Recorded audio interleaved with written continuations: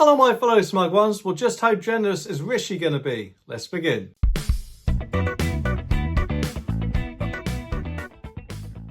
Okay, this story is from The Sun and it says Rishi Sunak set to raise minimum wage to £10 an hour by next election.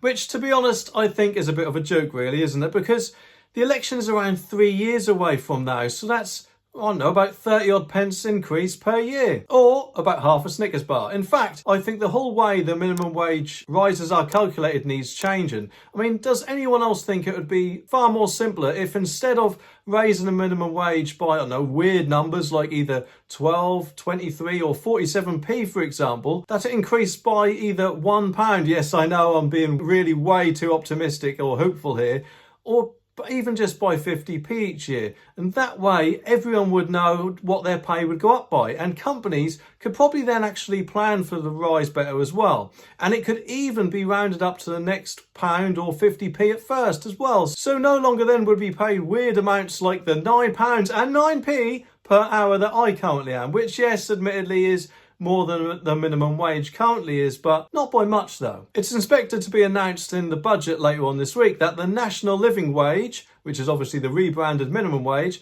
will increase to around £9.42 per hour. Currently that compares the £8.91 rate workers receive, which obviously are both weird numbers, aren't they? Anyway, the roughly £1.50 increase could be set to make up for the universal credit cuts that hit 3.2 million working families at the beginning of this month too. Roughly £1.50. I don't know what calculator the Sun is using to work that out, but to be honest, I work it out to be around 52 pence increase on this year's £8.91. Even the £10 figure is only around about £1 and 9p increase, so I think Countdown's Rachel Riley might actually have to teach them some maths. Although to be honest with you, I'd be a very happy student if Rachel Riley was teaching me a few things. Anyway, because borrowing is 135 billion lower than predicted, Chancellor Rishi Sunak has more money for the 3-year spending review to be unveiled, alongside his budget. And that means that experts are predicting minimum wage rises to hike to as much as £10.50 an hour by the time the general election rolls around.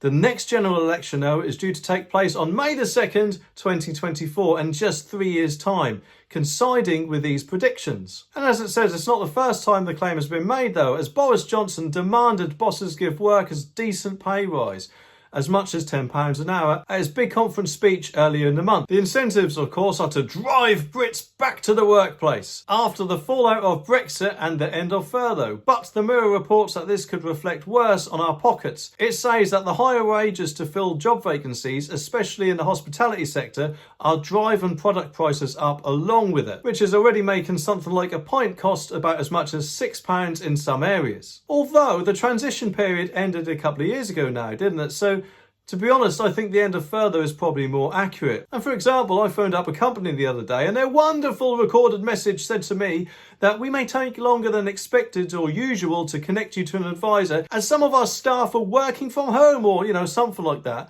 And the first thing I actually thought was, what, still? I bet they don't have any problems though going round to the supermarkets, do they? YouTube's algorithm thinks you'd like to see one of these videos next, so let me know if it's right.